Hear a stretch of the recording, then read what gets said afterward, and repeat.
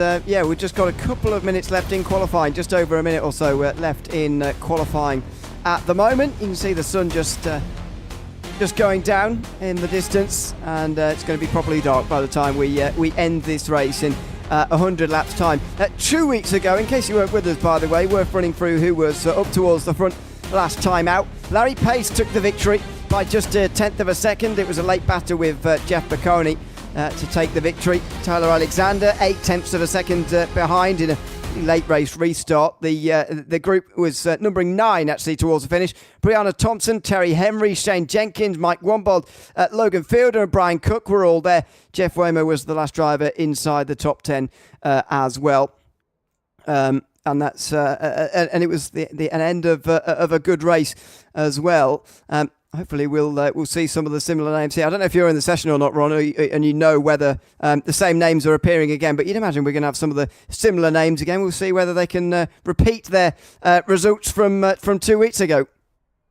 Yeah, we're certainly going to be keeping tabs and seeing what sort of racers that we have here. Larry Pace, of course, setting the pace last time out. And don't worry, I made that pun many, many times when he was tearing it up in the ARCA boot camp that we did in Nashville a little bit earlier on this year.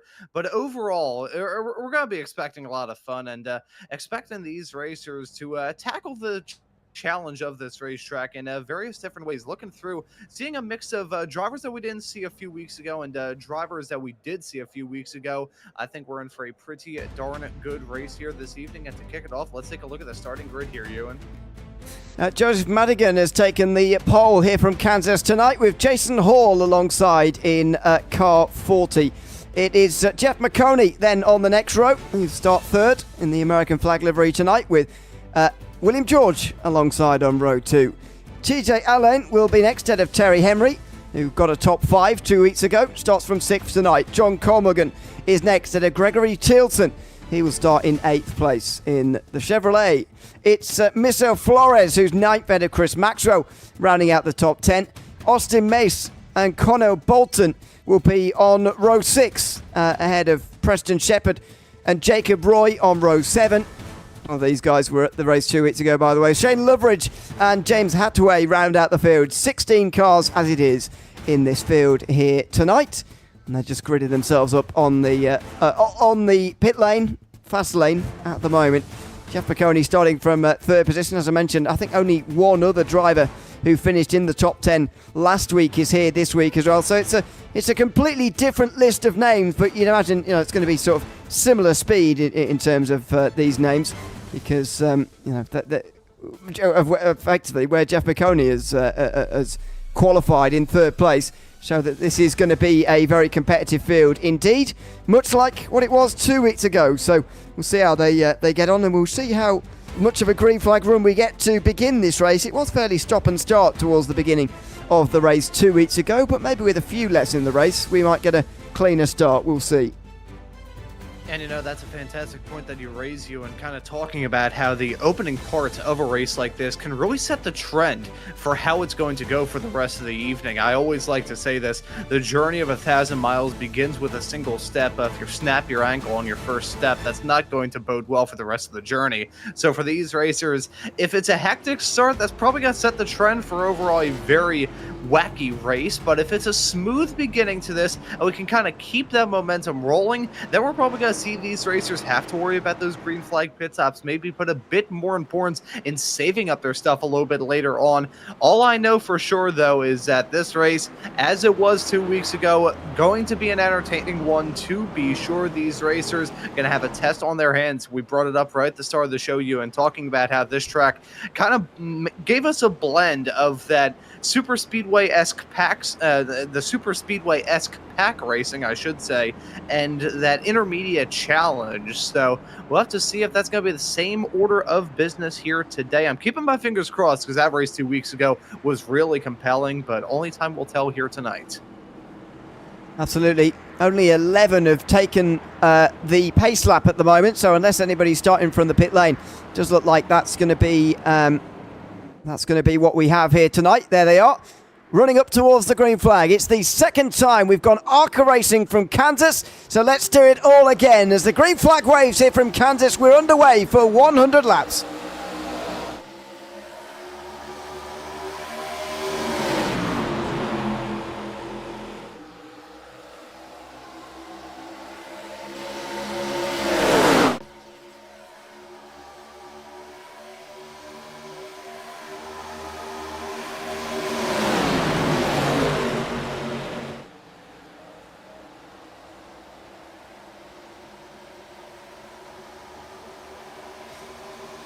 End of the opening lap here from Kansas, and leading the field, Joseph Madigan, who took the pole and now takes the early race lead in front of Jeff Maconi, who's up to second. Jason Hall then in third place as they run right next to the wall, at least in second and third place. And here comes Maconi on the back straight. And Maconi getting off to a flyer. He jumps into the race lead as they head their way downtown into 3 and 4. Maconi getting off to a flyer of a start, cutting some shapes in the early stages. He now jumps into the race lead. Let's see what he'll be able to do. Meanwhile, Madigan and Jason Hall involved in their own battle. Hall in the mail down to 1 and 2. It's definitely a front 3 or 4 getting away from the rest of the field early on here tonight, as Madigan's going to get the slipstream and he's going to get the place back again from Jason Hall, who switches to the inside that time around for the first time. Here comes Madigan to the inside as well. Maconi taking sort of a middle line here, and it's going to be very hard to break away, as we know. Hall gets the run and he jumps to the inside. Here comes Terry Henry as well. Look at these racers just duking it out in the early stages. Clean start, knowing Motlika probably just jinxed it, but through the first 4 laps, they've kept it clean. They've kept it calm and collected. These front 4, though, breaking away, forming their own little pack. 2 cars in the middle of William George and Gregory Thielson. All they have to do is just look at these cars duking it out right in front. Look at Jason Hall in that machine trying to haul the mail on the outside. Terrible pun. I'll continue to say it throughout the rest of the shows. They're 3 wide on the start-finish line. And very nearly making contact as well on the start-finish line. 3 wide into 1 and 2 for the first time. As these front 4 have broken away, they are in an almighty fight amongst themselves. Oh, wow, that was close again between Hall and Madigan, who nearly made contact through the tri-oval 1 lap ago. Now on the back straight, they nearly make contact as well. Here goes Jason Hall to the outside, looking to swing off the top and come back down again. He's been running very close to that wall. I almost wonder whether he's been running a little bit too high so far in the opening laps of this race.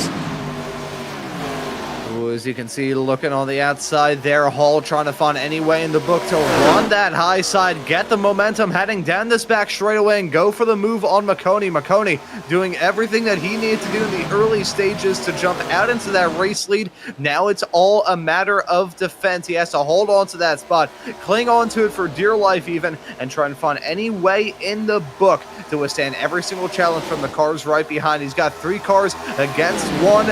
I feel like Maconi's going to have to get a bit more experimental with how this is all working, but at the moment it's working good for him, holding on to that race lead, and Hall now feeling pressure from Madigan. Absolutely. It's the front 4 breaking away very much so from the rest of the field at the moment. Further behind, by the way, John Collamorgan has gone a lap down already, having come into the pit lane earlier on.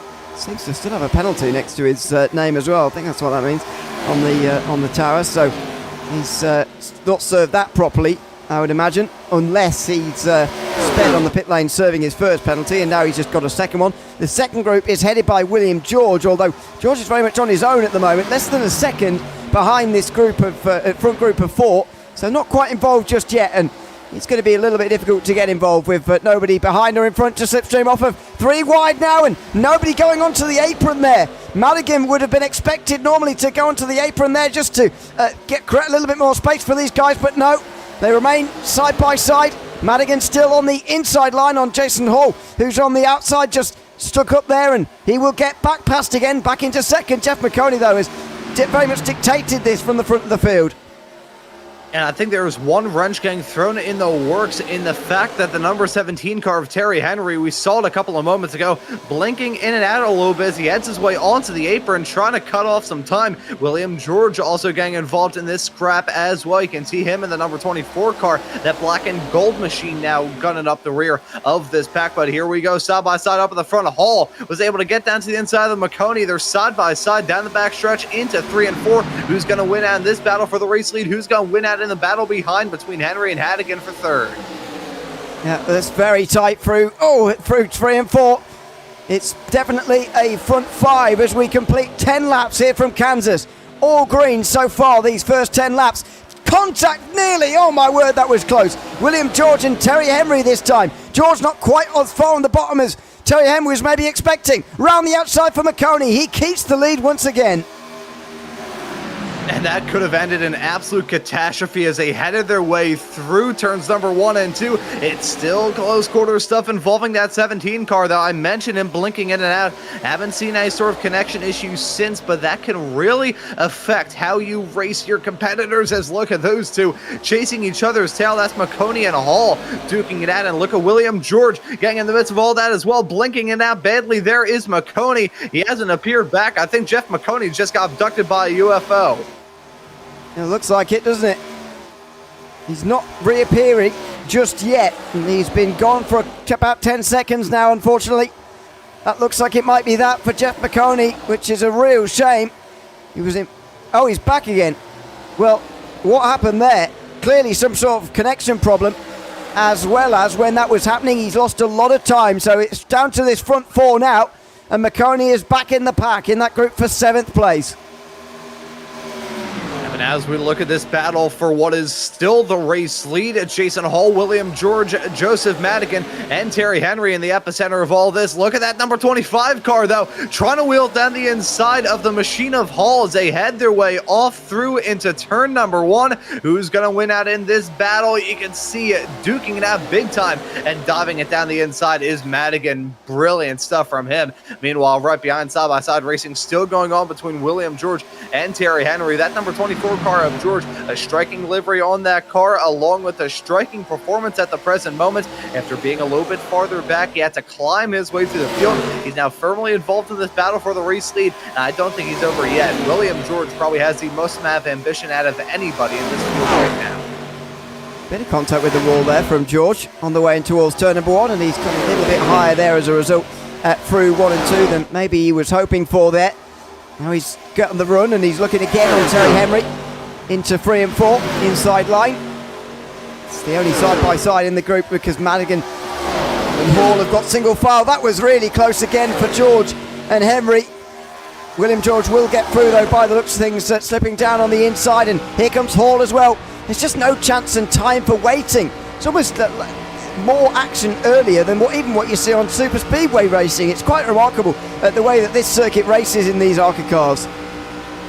Yeah, it is a rather fascinating track for these machines. I don't think we're complaining about it one bit. This is brilliant racing that we're seeing with these racers, keeping tabs with each other, being able to throw haymakers at each other as well. You know, the best way I can describe it, we've talked a lot about it feeling kind of like a super speedway race.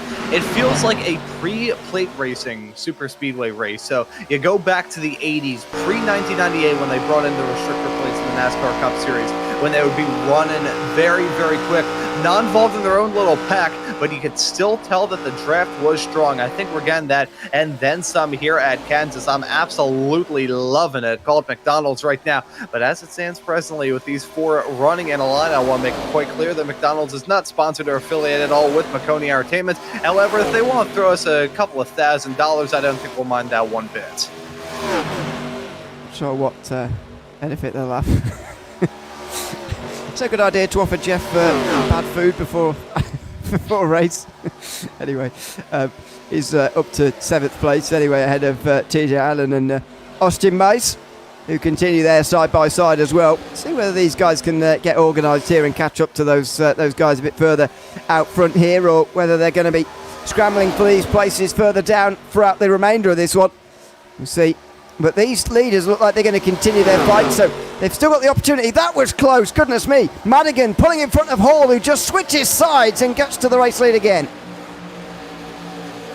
Yeah, look at all of these racers and how aggressive they're running around this track, as that's the number 40 of Jason Hall, nearly sliding up into the side of the 25 as here comes the 17 of Terry Henry. Things about down the inside. He's on the apron as they head their way down into 1 and 2. Not going to be able to get the 2-for-1 deal. He's now clinging on for P3, hanging on for dear life as the number 24 of William George is trying to make something work on that high side as well. It looks like that 17 gonna drop down to 4th, but still these racers giving us one a heck of a battle to talk about in the opening section of this race. Yeah, absolutely. 20 laps complete, 1/5 of the way through already, and it's been clean and green for these first 20 laps. Now, we'll be a long way away from green flag pit stops indeed if we get them at any stage here tonight. I think to a degree these guys are going to hold out for a caution, before they end up coming down pit lane and taking on some new tyres. Need some more fuel, of course, to get to the end of the race as well. But the way this race is running at the moment, they may have to start considering making those stops. Although, admittedly, we're probably not even halfway through that first half of the race, which is what it would have to be. You'd imagine they'll split it into two, and we're nowhere near there just yet. Yeah, it's still a lot of racing left to go here today. As we look at this pack, I can't necessarily say it's cooling off, as the 17 and the 24 still duke it out for third. But outside of that, it looks like things have slipped into a somewhat tame attitude compared to what they were a matter of a handful of laps ago. These front four still duking it out, but with this side-by-side racing between the 24 of George and the 17 of Henry, gotta wonder whether or not that gap is actually going to balloon out and split that four-car pack more so into a 2 and 2. For now, though, we jump back to this battle involving Jeff Maconi. We saw him get abducted by that UFO not too long ago. He got spat back out on the racetrack after the aliens did whatever testing they wanted to him, and he's now back down at 7th, so not sure exactly what the deal was for him, whether it was a power blink, an air nap blink, what the deal may have been, but either way, Maconi's still a heck of a lot farther back than he probably had in mind. Still has time to reel it back up, and again, we think about what we saw 2 weeks ago. We could have that opportunity for yellows to come out. Let's have a look at the replay. Chris Maxwell going for a big slide, but not all the way around. Not on the circuit anyway, but oh dear. Just find the wall quite hard. And is the first driver to actually have to pit for significant repairs. Since that happened off of the racetrack, it will be fine. And he will stay on pit lane. There'll be no caution. This is early on lap 3. John Colmagan gets turned into the wall. Again, not enough of a spin per se for that to bring out a caution either, but that was hard contact with the barriers. That's why Colmagan had been in immediately and he'd taken his fast repair. And, you know, as I said a few moments ago, talking about the opportunity for yellows to come out and really turn this race on its head with how close these drivers are battling and how easy it is for a small little incident to snowball out of control. I can't necessarily rule it out at all. We jump back to this battle, though, for a little bit farther down in the field involving Marcel Flores, TJ Allen, and Austin Mays in the midst of all this as well. This battle for 7th as Maconi has blown all of their doors off and has jumped his way up into 6th. Maconi now looking to try and reel in the number 48 car a little bit farther up the road, but these three still giving us a good scrap to talk about. For it may be some of the lesser down spots, but it's still a battle nonetheless. Yeah, absolutely. It's a big fight at the moment for this final spot inside the, well, I don't think we can quite call Tilson inside the top 5 actually involved in this, but anyway, 6th place if you will. Maconi up in that position then and leading the charge back towards these guys, but they're not making much inroads at the moment. George showed that it is possible, and Terry Henry actually has shown it's possible in the last few moments as well, because he lost quite a lot of time in, and he's in the wall there as well. In the wall, and Jason Hall seemed to have been just scraping along the barrier there as well actually, but Terry Henry has shown that it is possible to get back into the group. I wonder though whether that was his first contact with the wall or not. I suspect not actually, and he's really starting to lose some serious time now. Yeah, I think that hypothesis of yours, Ewan, may be exactly spot on, because we saw him lose out on some time to those front three a little bit earlier on, and just piling onto that insult added to injury. You can see the lap times that he's been setting as of recent. Certainly last time a big drop off, even compared to a couple of laps prior to that. 0.8 of a second slower, so a big fall off for Terry Henry. Not sure whether or not he overcooked those tires. Certainly wouldn't rule that out, because he was really aggressive in that battling a little bit earlier on, but he has lost touch of these two who are now side by side down the start-finish stretch into 1 and 2. Another battle in towards the first couple of corners. And it's Hall and George who are starting to actually allow Joseph Madigan to get a very big lead here. About to cross 30 laps now in this race. One retirement so far. It seems that Chris Maxwell might well be that for him, unfortunately, tonight. As further behind, Austin Mays gets back in front of Jeff Maconi.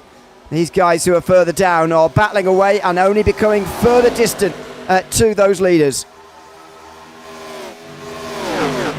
As we continue to see this race develop, now past the first quarter of this race, already in our rearview mirror, you gotta wonder how it's all going to work out. Maconi and Austin Mays, they're duking it out for P6 as they headed their way through 1 and 2. Looks like Maconi able to hold on to that spot. For now, though, we got a battle with Terry Henry and Jason Hall. Interesting, so Hall losing out some pretty major time as well.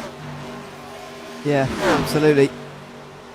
Well, they've taken each other out the back here, unfortunately. These are the two that I've seen hit the wall fairly significantly off of 2 in the last few moments. And that might be a reason why. All very much with indecisiveness there. And Terry Henry moving around on the straight a little bit, not making things too easy. But Hall goes through. Terry Henry goes for the cutback, inside line again. As he goes over the start-finish line, 1/3 of the way through this race now. As they run here at Kansas. Oh, Henry just sliding up a little bit from the bottom, and here he goes, Jason Hall on the outside. There was a little bit more contact between them there. These racers, as they have been doing all throughout this race. Matter of inches, they touch again as they head their way down into 3 and 4. They look locked together from that camera angle. Yeah, they touch big time. That could have ended in disaster as they bounced off each other around the bumper cars as they headed their way off through turns number 3 and 4. It's just slowing themselves down even more, losing touch with the front 2, and slowly but surely bringing the likes of Jeff Maconi and Gregory Thielsen involved in this battle once again. They'd have to lose out on far more time. The gap between themselves and the race leader is just about the same as it is between themselves and the cars, a little bit farther in their rearview mirror. As they look right now, Gregory Thielsen in that number 48 car, really giving Jeff a bit of a headache on the high side. Oh, close again. Maconi looked like he was going to go straight to the side of Thielsen there, but it was actually Thielsen who ended up in the wall. The 4 of them battle it out. Oh, and dear oh dear. Thielsen there blinking and coming across the track. There's contact. There was always going to be at some stage. He's actually been fixed the right way by TJ Allen, and somehow again we stay green. That's 3 incidents now where we very easily could have seen a caution, but we've got away with it again. One more time for these racers to say, hey, look, we want to have incidents, but we're not going to bring that yellow out. They've gone oh so close to having that. A tap in the wall, a scrape in the wall. That's William George with a big moment. Give Joseph Madigan a nice opportunity to breathe as George drops down now to about 4.5 tenths, coming up to 5 tenths of a second to himself and your race leader. I think you can clearly tell that the handling of these cars are starting to fall off a cliff. Not even just falling, it's just falling straight off a cliff. It is really evident to see what's going on here as that's John Colborgan making a call to come down pit lane, the number 64 machine. We saw him involved in some drama a little bit earlier on in this race, so not sure whether or not he underfueled that car, maybe hoping for a yellow to come out or what the deal was. But either way, I think the pit stop maybe going to be a bit more of a common occurrence for some of these racers, as you can clearly tell the handling in these cars nowhere near as good as it was a matter of even about 10-15 laps ago. Yeah, you can see the handling just tailing off. You can see the lap times not actually tailing off too much. I mean, Madigan and George were only half a second slower than Madigan's fastest lap anyway. So George 7 tenths off, but there's a big discrepancy there in their respective fastest laps. So you can see that the actual time loss is not as quite significant, but it is happening definitely. And Carl Morgan has been in there for over 30 seconds now, by the way, as we do have a stop. Terry Henry deciding to come in under green. We didn't see any green flag pit stops that were scheduled, I don't think, from 2 weeks ago. This does feel a little bit on the early side here tonight. You know, I think if there's anybody who was going to make that early call to come down pit lane, it was probably going to be Terry Henry. We saw the handling on that car really start to fade away, even a matter of about 20 laps ago, frankly, as we got a little bit closer to the end of the first quarter of this race. That's when it starts to get rough for him. He makes that call to come down pit lane. We'll have to see if anybody else joins him in that brigade. For now, though, Maconi and Mize continue to battle hard in what is now a battle for 4th. Yeah, well, side by side again, and Austin Mays gets through, I think, on Maconi here. He will do with the exit, and TJ Allen as well in the background will go through. So, as I said earlier, Maconi would be trying to get back to the leaders, but he's going to find it very difficult in this group, and he's coming to the pit lane now as well, is he?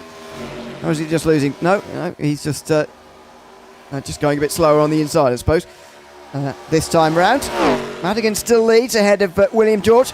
And I did wonder whether Terry Henry's stop would actually get anybody into the pit lane earlier than they were planning to. But I think, with the drop-off in timing, these guys are still in the mid to low 30s. So they can't be too concerned about their tyre life at the moment. So you'd imagine they're going to carry on. Yeah, I think it's a double-edged sword in terms of tire wear and letting yourself get into your own head about all of that. I remember from my own karting days, this is a big flashback, about 10 years ago at this point. I remember at the end of the 2014 season, I was running on old tires because, they were just rock hard to begin with, so you could pretty much run a whole season on the same set of tires. But I got to the end of the season and the grip really started to fall away, and I ended up losing that first event, which was a big kick in the shins because I was trying to go for a season sweep. And then come time for the next season, once I got a little bit farther along in the year, I was petrified that the tires had just fallen away. And sometimes when you think, okay, I just don't have the stuff underneath me, when you're not confident about the mechanical grip, when you're not confident about what you have underneath you, that is sometimes when you get in your own head and those mistakes can begin to pile up. Even in a race like this, with these tires beginning to fall away, if you think, oh man, I'm basically driving on Fred Flintstone's tires, you're not going to be feeling that confident shipping it off into turn number 1 and 2 or 3 and 4. Yeah, exactly. Well, we are approaching halfway now. Not too far away from 50 laps of the 100 being completed. And there's Maconi again, just in behind Gregory Tilson. TJ Allen and Austin Mace have got a long way away. I wonder whether Maconi's got trouble here. Whether he's got something going wrong with this car, because doesn't seem to be quite as quick, even just in a straight line as before. 31.9 last time round. His best lap time was 29.6, and obviously he's never going to be doing his best lap time at this stage in the race, but to be over 2 seconds off is strange. We'll see what the miles an hour are at the end here.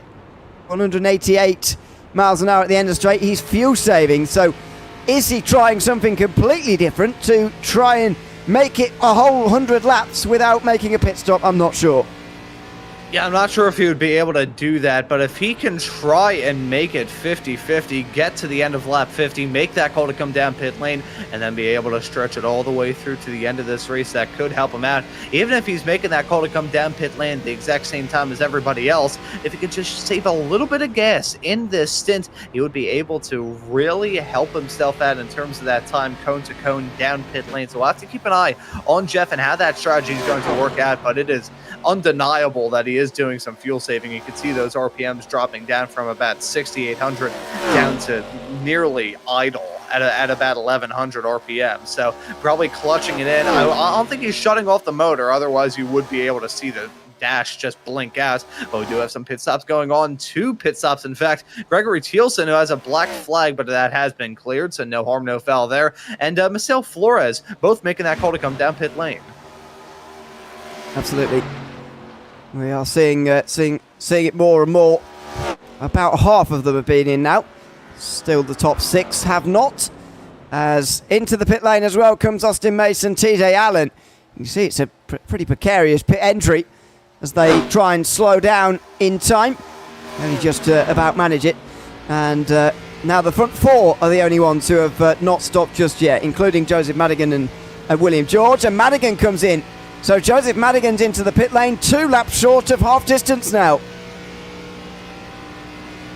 Yes, I think all of these racers maybe had that 50 lap mark as what they had pinned for how long they want to be out there in this stint.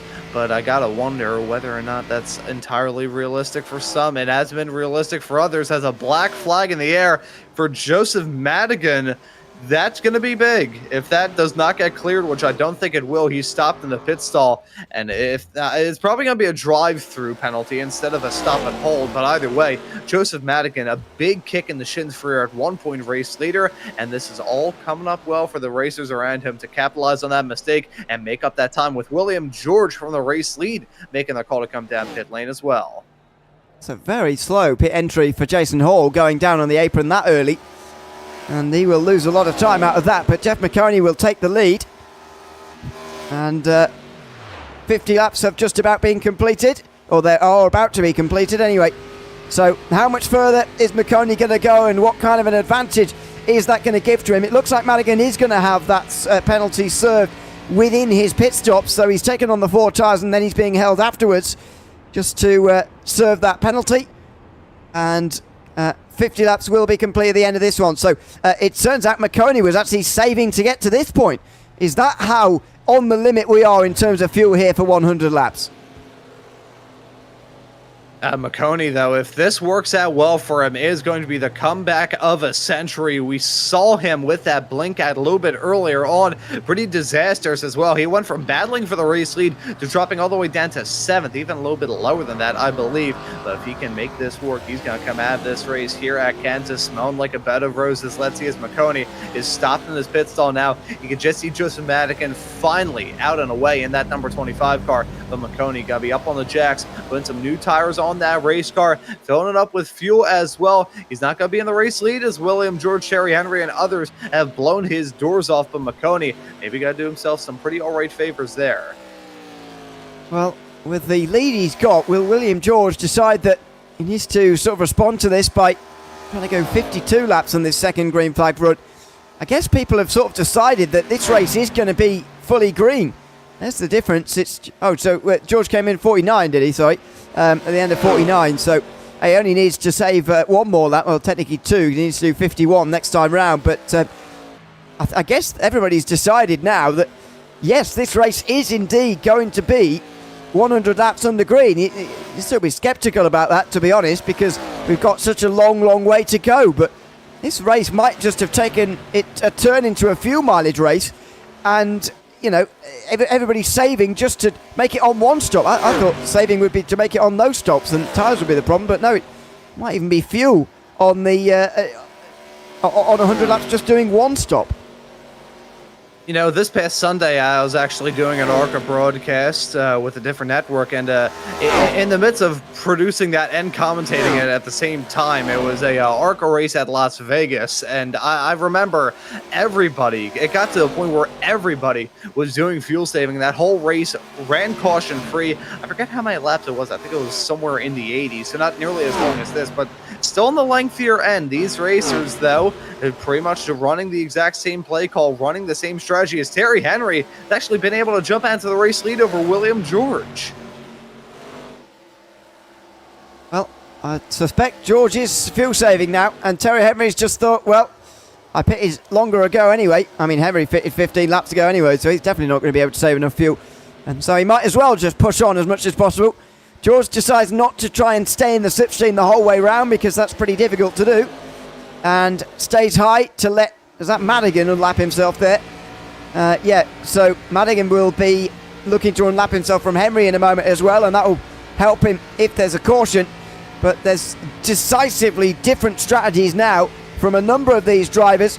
William George, the latest, I'm sure, to be trying to make this on one pit stop, but is that going to bring Maconi back into it, considering he's in a better position to begin with? And that is a very good thing that he raised there. You do want to touch on this that we have on screen right now. Marcel Flores making the call to come down pit lane. I got to wonder whether or not this is a comfort stop, because he wasn't too terribly far into the stint. I mean, he'd only done a handful of laps, maybe 2 handfuls of laps into that stint, so not sure what the deal is there, but you can see various different people with various different agendas. I think you've got a mix of some racers deciding to make it on one stop, others saying, you know what, I'm going to worry about a splash and dash a little bit later on. I'm going to absolutely go for it, haul the mail. I think Austin Mays has a lot of speed in that race car. Terry Henry getting overtaken by the lap car, Joseph Madigan. Again, Madigan 1 lap down, so there's not a swapperoo of position, but shows you the change in philosophy for many of these racers, breaking out the thesaurus for that one right there. But no, these racers, I think they're split exactly as to how exactly they should go about the rest of this race, whether or not they will go just to the end on that stop, or whether or not they'll do what Marcel Flores did, come in for a quick splash and dash either early on in the stint or maybe a little bit later on in the race and just push it all the way to the end. Yeah, well, some have already set their stall out, that's for sure. I think Maconi and George are the first ones I'd be confident in that they are definitely trying to do this on just one pit stop. Austin Mason, Terry Henry, I think might be doing something a little bit different here in this race, but let's wait and see. as we get 42 to go now. Approaching 1/3 of this race to go. We haven't had a single caution here tonight. We've had 3 fairly sizable incidents, 2 that have seen Carl Morgan and Maxwell out of the race in separate crashes. There was a spin as well, or a half spin, as Gregory Tilson has come into pit lane for that splash, although it looks like he's sped onto pit lane as well. That's going to be a big kick in the shins for Thielsen. He was putting in a pretty solid performance in that number 48 machine, but all going to come down to naught as a result of that. But yet again, oh, as that was a spin, and that's a yellow. Wow. So that changes it all. It's Hall. It is Jason Hall, who is a lap down. Madigan just got back on the lead lap, so Hall 7th, 1 lap down. We are going to get a caution. He was out of control pretty much before turn 1. Slide spins and he crashes hard. Just about avoided, by the way, by George and Austin Mays, who just slipped through there. So that changes pretty much everything now. And that it most certainly does. We were thinking that this race was going to go one way. Now it's going the other. You can see Hall. Oh, that, I think I've seen very similar driving styles like that in Formula Drift. I think Kyle Busch did that a couple of years ago, and I think it was a truck race in Las Vegas. He tried to do a similar move like that, and incidentally, that brought a yellow out too. Not sure what he's attempting at the moment. But he was trying to drive around the outside to get the lucky dog or wave around or whatever. He's the first car lap down, but I didn't think you get the wave around if you're involved in the caution. But that's not a rule. And I've just invented that. We'll see what people decide to do here. And there he goes. We'll just see. Oh, everybody who's laps down is being let past. That's the reasoning here. We'll see whether they decide to come in and splash fuel, or whether they decide that the fuel saved under caution's enough. Well, oh no, oh. Terry Henry. You can't do that. He goes across the painted surface there. He gets into pit lane, but that was not a legal entry. Yeah, you cannot do that. Well, you can, but don't. Let's see this moment from Terry Henry as he tried to get turned down pit lane. Was he? Yeah, you can see down there. Oh, what in the world? Was that a brain fart? That is bizarre. I think he may have gone away with it there, but just even if he did, he lost out on a boatload of time, and I think he's probably gonna be feeling like a real doofus after that. I think he just saw everybody coming in behind him and thought, oh, I need to be doing that as well then, if everybody else is coming in. And, it's not a great way to run a strategy, first of all, because if everybody gets it wrong, you'd just be joining them. But, I can't actually think of a reason why Terry Henry decided that staying out in the first place was a good idea. I mean, maybe he didn't realise the pit lane was open. That would be the thing I would imagine most. It would certainly save him from most embarrassment, I suppose, if he didn't quite realise that the pit lane was open there. But, he'd been in pit lane about 10 laps before everybody else, so he definitely wasn't going to make it. Even if there's lots of cautions now where he can save a lot of fuel, he definitely wasn't going to make it. And nevertheless decided that not coming into the pit lane was the better idea. Anyway, he has done. He won't get any penalty for it. All the penalties will be cleared, including those who are racing around at the moment, trying to get back onto the lead lap. Hall and Tilson do just that, so we'll have the 9 remaining drivers on the lead lap and ready to restart in a moment. That had to have been one of the most bizarre moments I've seen in one of these ARCA bootcamp broadcasts. And I remember one time it was our esteemed Maconi entertainment colleague and I, Mr. Kirk Mills, and I just staring at a sign that said mulch on the outside of the track in Nashville. So I'm not really sure what to make heads or tails of that moment with Terry Henry, but he's back out there on the racetrack, slotted in 5th. He has made that call to come down pit lane. And now, with about 38, coming to 37 laps left to go, Ewan, I got to wonder whether or not the gentleman's code of racing is going to get thrown out the window. If I had $1, I would put it in my wallet, but I think these racers are probably going to be just absolutely insane when it comes to the level of aggression. Now that everybody's on the lead lap, just about everybody is on the same plane right now. Let's just see how this restart goes. Absolutely. 37 laps to go when we get there, as Austin Mace brings them to the restart zone. And we're back underway again. Nice jump. All 9 back on the lead lap here from Kansas.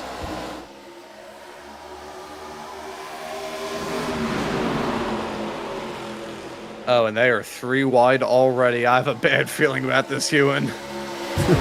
Maconi going through the middle. And he gets into... Oh, and off! Terry Henry's off. And there's another one. Crash straight into him. TJ Allen goes straight into him as well. Goodness me, they're below the yellow line. Or the white line. So they're not going to be a caution. Although Terry Henry's going to stop on the racetrack. He's trying to cause one. And he finally gets one as well. That was a big crash down the back straight. This may be a look into what the rest of this race may well look like. And with that generational commentator's curse / prediction from me, this is probably going to end up on the Maconi Entertainment social. So if you're tuning into this on Twitter, I'm going to hit that follow button. But that right there was a huge moment as they had their way down the backstretch. That bit of contact they had could have been so much worse, as those 2 cars were just fired straight at each other like Exocet missiles. Let's think, oh man, okay, that 17 car, if those cars were like a few feet closer, that could have been the center punch of a lifetime. So there's 2 separate incidents, almost identical to each other, happening at the same time. And eventually they end up making contact. TJ Allen pretty hard in the wall there. Terry Henry's in the pit lane again as well. So they will shorten this yellow because we've just had one. And we'll go back racing again as well. Terry Henry, unfortunately, will drop down as a result. Well, it's not that much of a short yellow, actually, because lots of drivers decide to come into pit lane and maybe they're topping up on fuel again. I don't know. But anyway, they're all in pit lane again. Well, not all of them, but a few of them are in pit lane again. They're going to have to get round pretty quickly. So let's see those racers who made that call to come into the pits. Let's see what sort of jet fuel they have in their race cars to be able to catch back up. This may be a little interesting mini race inside of this race now with... we're getting up into the final third of this race left to go, and it's been a wild one up to this point. As there you can see the drivers now making that call to come out of pit lane. I think they may be all right. We'll have to keep tabs on it. If they're heading their way off through 3 and 4, they'd probably have to turn on the Hyperjets, kick on the Cuisinarts to invoke a little bit of Spaceballs terminology. But I think they will get away with one here. They're going to be on slightly warmer tires, which I think may actually be a slight benefit. Yeah, maybe. We'll see as they get back to the green again. 1/3 of this race remaining when they cross the line here. As those who pitted in just about reach the back end of the field. Terry Henry will get his lap back if there is another caution, which there may well be. As Mace brings them to the green again. Oh, a bit of restlessness in the background. Look at that as Mace takes them deep into the restart zone. But they get back underway again with 1/3 of this race remaining at Kansas. 2 cautions in a matter of laps there. Let's see how clean this restart is through 1 and 2. Ooh, and as they're duking it out side by side between Maconi and William George, who's going to win out in that fight? Will anybody else get involved in it as well? Look at that number 40 car of Jason Hall. He's trying to get involved in this action as well. Look at him scraping the fence as he heads his way off through turns number 3 and 4. Look at the 25 of Joseph Madigan. After having that penalty, after going 1 lap down, he's back and back with a vengeance. 5 cars now covered by Jessup at nothing downtown into 1 and 2. Into the first couple of corners again. Maconi and Mace side by side for the lead. Oh, drifting up a little bit. Madigan towards William George. But George gets round the outside and through. Austin Mace stays in front as well. Nobody fuel saving in here anymore, by the way. The fuel games have gone with the cautions of the last few laps. It is now a straight fight between these guys. And perhaps a better thing as well, because all 9 are involved in the group, or at least they were to begin with. Flores is losing touch with the field at the moment as Madigan goes to the inside. This will be a proper all-out race for the victory here. And look at that. That looks like a formation lap as they head their way down the back stretch to the number 97 of Austin Mays. I've kept tabs on him all throughout tonight. Oh, and that's a 24, the 41 touching. And bang, into the wall goes a 41. Well, into the wall again for Jason Hall, who does not bring out a caution here. So, no caution. Joseph Madigan sets the fastest lap of the race, 29.5. And so this front group is going to split apart, but the intensity certainly being ramped up here. And Hall continues to drop back in that number 40 machine. Probably some significant damage on all of that. Was just going to talk about that car on the inside of the number 24 of William George. He's really been cutting some shapes, quite aggressive thus far here. And I think that may have been a little bit too much as he headed his way off into 3 and 4 about 1 lap ago. But we still have this battling up at the front. Slightly less cars involved in it, but still the same action as Maconi got to take that run down the backstretch to jump into the race lead over Joseph Madigan. Pretty convincing stuff from Jeff. So front 5 very much the ones in contention with 30 laps to go. Just less than now.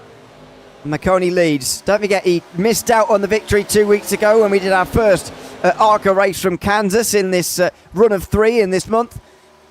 Charlie Alexander was third, but behind Larry Pace, who took the victory. And it does feel like a similar race in some ways. I mean, we got a much longer green flag run to begin with, but it's a late race run here with Maconi alongside others fighting for the win. And he'll be hoping that it's not going to be second place for the second event running.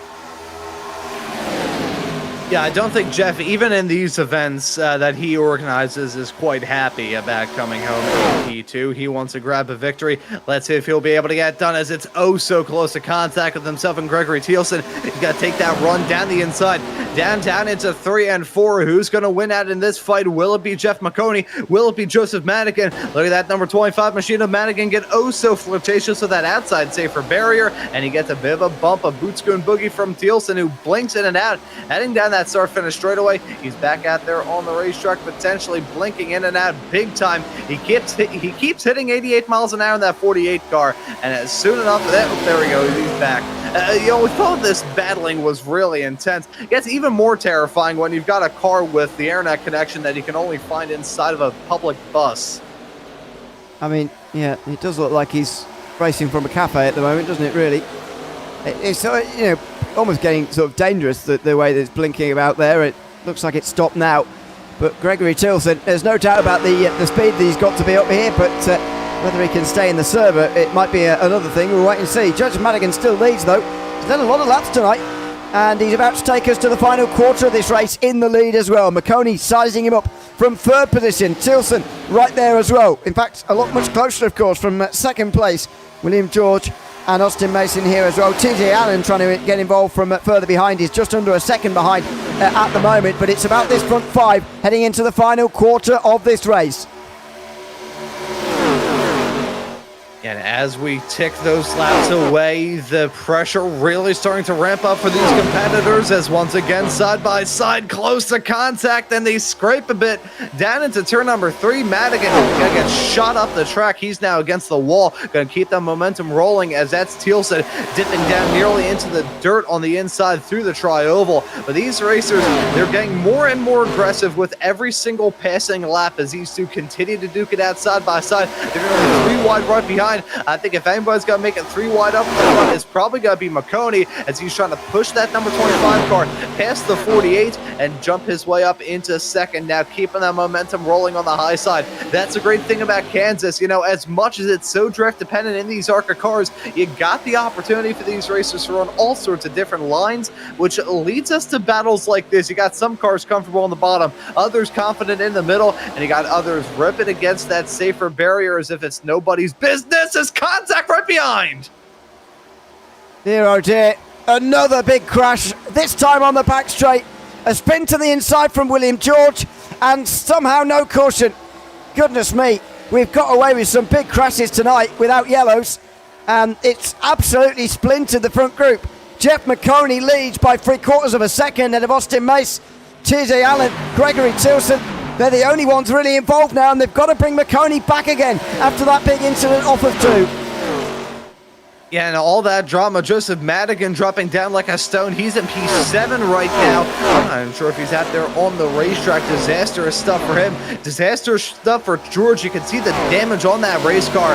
If he's out there on the racetrack, he's probably trundling around at a snail's pace. But once he comes down pit lane to repair that very wounded number 24 machine, he'll probably be there all the way through up to the end of the race. With 21 laps to go, Maconi holds on to an 0.8 of a second lead between himself and the number 97 car of Austin Mays. There you can see Maconi a little bit farther up the road. In terms of Austin, that was a big snap a little bit farther behind for the 48 of Thielsen, as that is a yellow.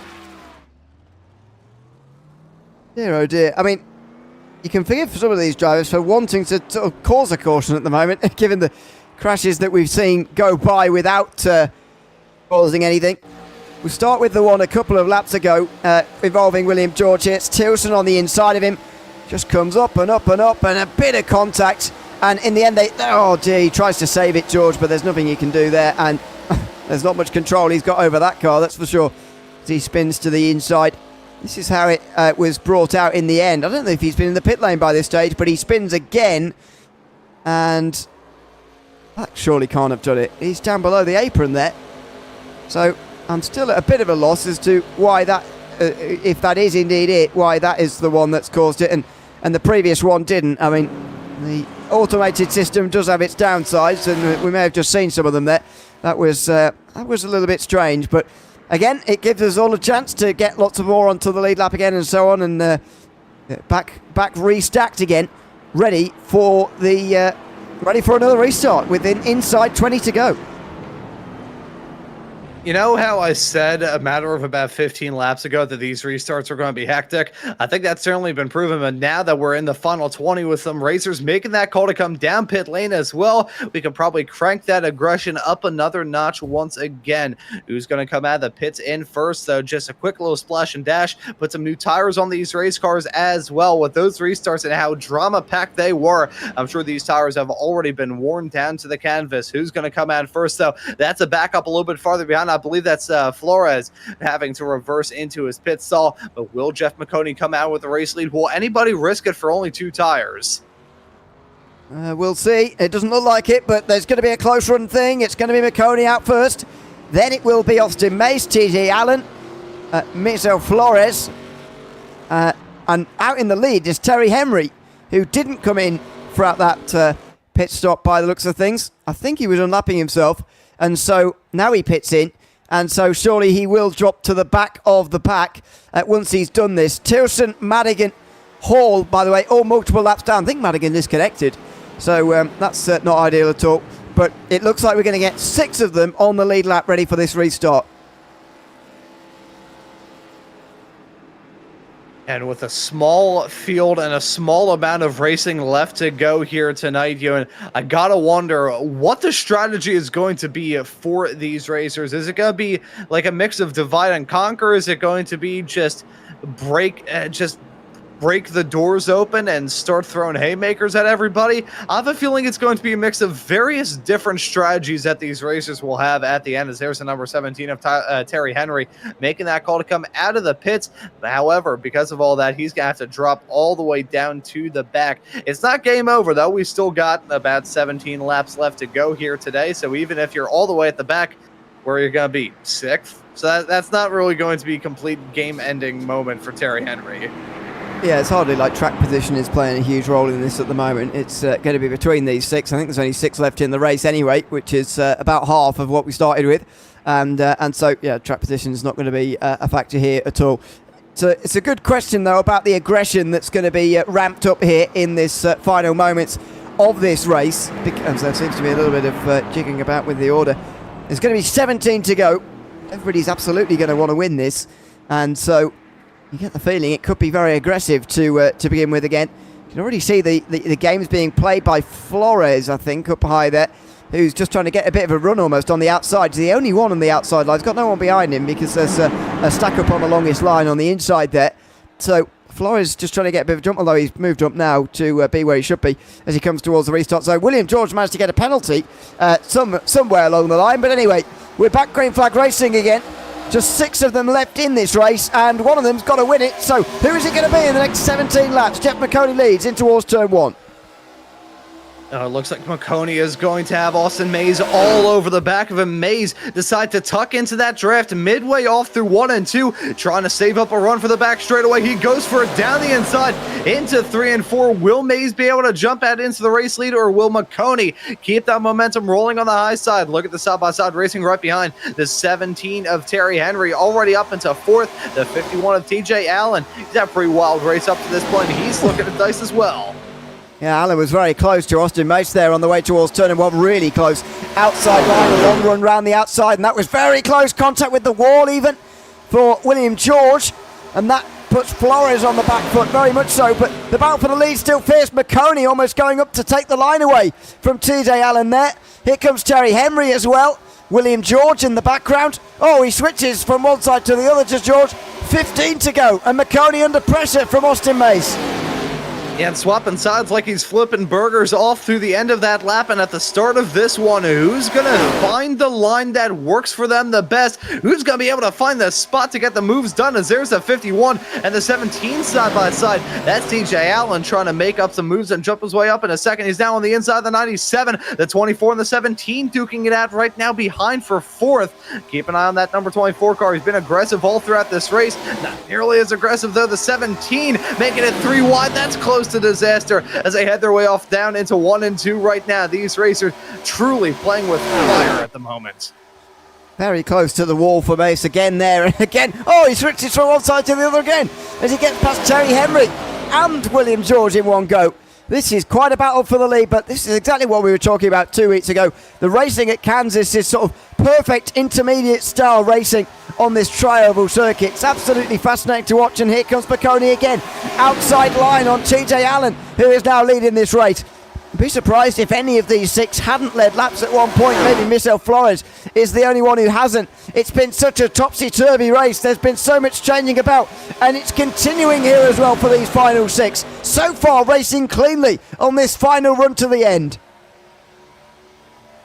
They have been racing fantastically clean despite the drama and the chaos that we really expected and frankly still expect with about 13 laps left to go. Now make that 12. It has been very well composed for many of these racers, but as we get a little bit farther along as this track continues to evolve, we get closer to the end. These racers turn up the wick more and more, and the handling starts to fall away as well. We're going to see some racers rise to acclaim, others begin to struggle. The 97 with a bad run down the backstretch, going to concede P2 to TJ Allen. Big taps to the wall though for many a racer off on the exit of 4. Yeah, not surprising given the way this race is just ramping up at the moment. We're almost double file all the way through here as we'll get 10 to go at the line. Just the final 10% of this race or so. Here comes Mace to the inside. Oh, contact! TJ Allen in the wall hard through turn 3. Again, we get away without a caution. In some of the biggest crashes we've seen tonight, there's been no caution. It's happened again here. TJ Allen's going to be out of contention surely, and Terry Henry might be as well. Yeah, and Henry, I think he may have bit off a little bit more than he could chew. That number 17 car, he's been up and down the field like Otis Elevator all throughout this race, but sadly, I think he may have just gone on his final plunge. Finds himself in 5th at the present moment with some damage on that car as well. Those front 4 still running at full song, but now I gotta wonder who's gonna be the next to challenge Maconi. Will it be Austin Mace? He's been holding on to P2, but he hasn't really been able to mount a charge on Maconi. I think if anybody involved in this front 4 pack, really the front 3, as Michel Flores has lost out on a little bit of time. I'll keep my eyes on that number 24 car of William George. He's had a wild race up to this point. Everybody's had a wild race, frankly. I don't think anybody's had a 100% smooth evening of racing action up to this point here, but right now I think William George has a better shot out of anybody to jump out into the race lead. Just jumped down to P2 as he's still got Austin Mays on the outside of him, down into 1 and 2 right now, but George looking to impress as we get towards the end. Absolutely, it looks like it will just be one of these 3, but Maconi is very much dictating this. Again, Flores just scrapes the wall in the background. Just don't think he's quite got the speed here to stay with these guys, unfortunately. And there's not enough time left in the race for Terry Henry to get back, I don't think. So it will be between these 3. Oh, kits on the wall there out of turn 4 from William George, who, oh, straight to the inside and takes out Jeff Maconi. Oh, the contact on the tri-oval. Goodness me, the yellow flag's out.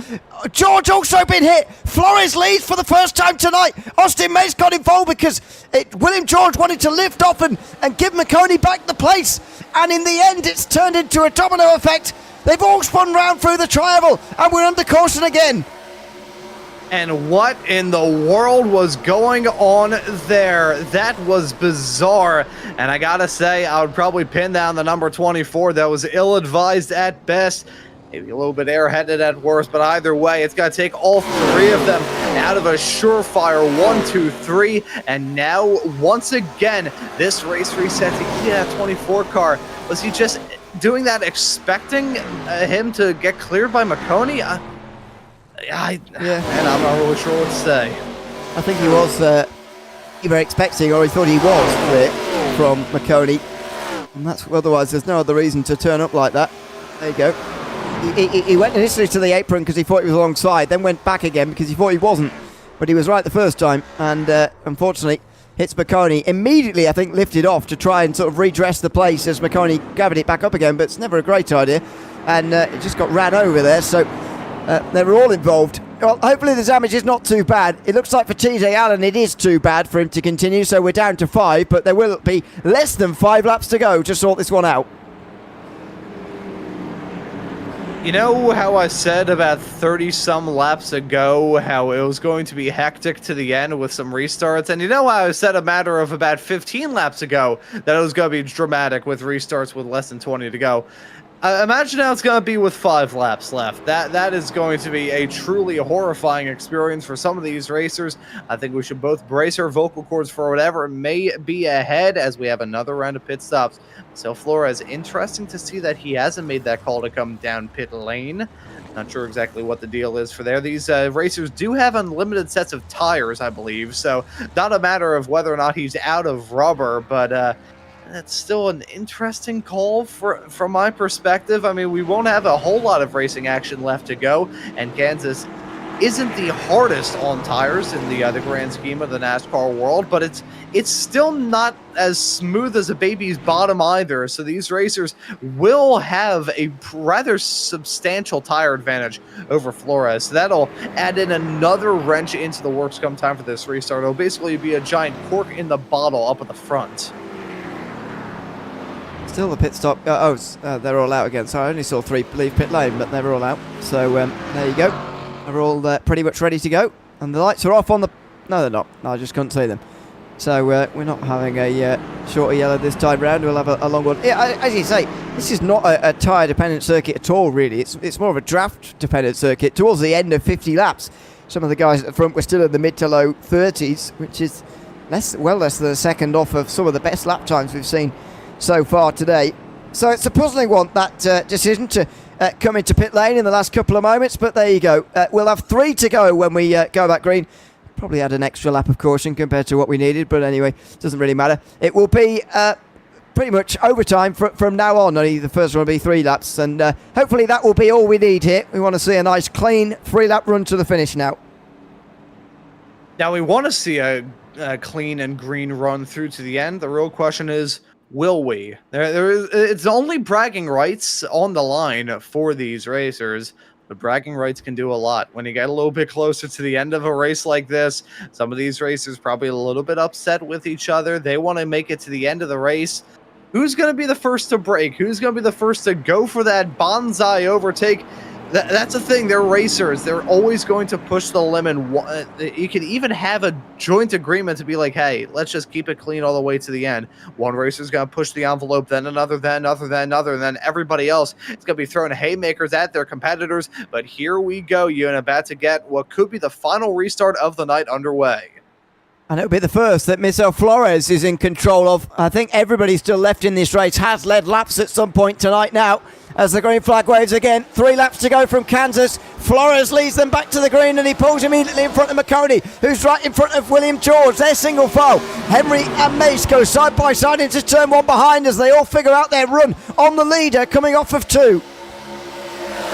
Oh, as you can see them all packed together. Flores on that inside line, as I said before, he got this restart up and rolling, being a bit of a cork in the bottle, but if he can defend it well, he may come out of this smelling good. But Maconi, he's going to have that run on the outside, keeping that momentum rolling. Maconi may be able to clear him, but in all that stacking up, they could very well be 4 wide. Look at the 97. Thought about going for it on the high side, and the 24 is there 3 wide right behind with the 17 as the meat in that sandwich. That was very close and scraping down the wall almost. William George, Austin Mason in the background. George is on the inside and Flores is holding quite firm on the inside here, but it's clear he doesn't have the speed of the rest. They're all having to battle around Flores and Maconi's breaking clear of the field. Yeah, Maconi using this drama and the chaos behind to pull away the white flag in the air. One more lap of racing action, and who's going to be able to get the job done? It's Maconi versus the world.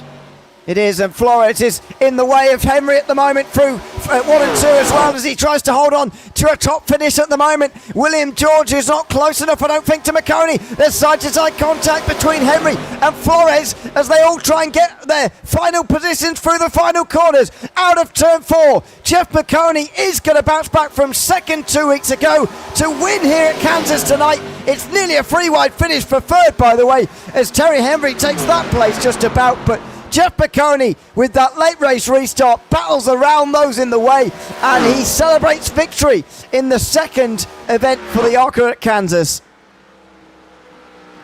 Holy cow, what a race. It was rather different than the race that we saw 2 weeks ago with the same cars at the same track, with a decent amount of the same competitors as well. But it was just such a different style of racing. I absolutely loved it, whether it be the strategy content that we were talking about in the first half, or whether it be the chaos in the second. Those racers put on a good one here today, as Jeff Maconi trying to give me a heart attack in the booth. He's celebrating his win how he wants to on the apron, with a few donuts, so it'll be a while until he joins us, or at least a few moments. But he's one of 2 drivers tonight who was in the top 5 last week and managed it twice now. Jeff Maconi and Terry Henry, both in the top 5, and both in the top 3 tonight, but both in the top 5 2 weeks ago as well. They've had good evenings for sure. There's another donut, and he now with a burnout in the grass. So we've got Henry joining as well. They're the 2 drivers who've been here the most so far this season, and they've absolutely made use of that here tonight, as the second race in the ARCAs from Kansas is completed. The first half of the race going green with a late race restart. Jeff Maconi takes the victory ahead of William George. Terry Henry rounds out the top 3 with Michel Flores and Austin Mace rounding out the top 5. TJ Allen had a late crash, and so was sick for the Gregory Tilson, and Joseph Madigan and Jason Hall, who were all taken out very similar times to each other. John Colmorgan was taken out pretty early on, as was Chris Maxwell. The ones below did not start the race, so they finish multiple laps down at the end of this one. There they are: Jacob Roy, Connell Bolton, Preston Shepherd, Shane Loveridge, and James Hathaway. Unfortunately, not starting the race tonight. Let's chat to the man who won it, though, Jeff Maconi, who now joins us in the booth. Jeff, welcome in. Congrats on the win tonight. Tell us about that late race restart, which got you the win from Kansas.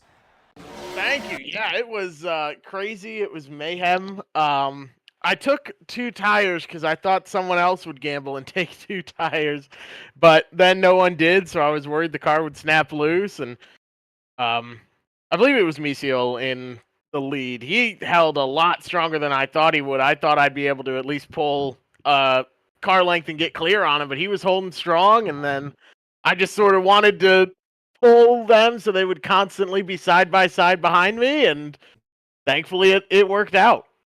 Yeah, definitely worked in terms of keeping them side by side behind, which was a very good job. It took us about the early part of the race. You were one of the first drivers we noticed to start fuel saving in that extraordinarily long green flag run to begin with. What was your plan of action should the 100 laps be without a caution tonight?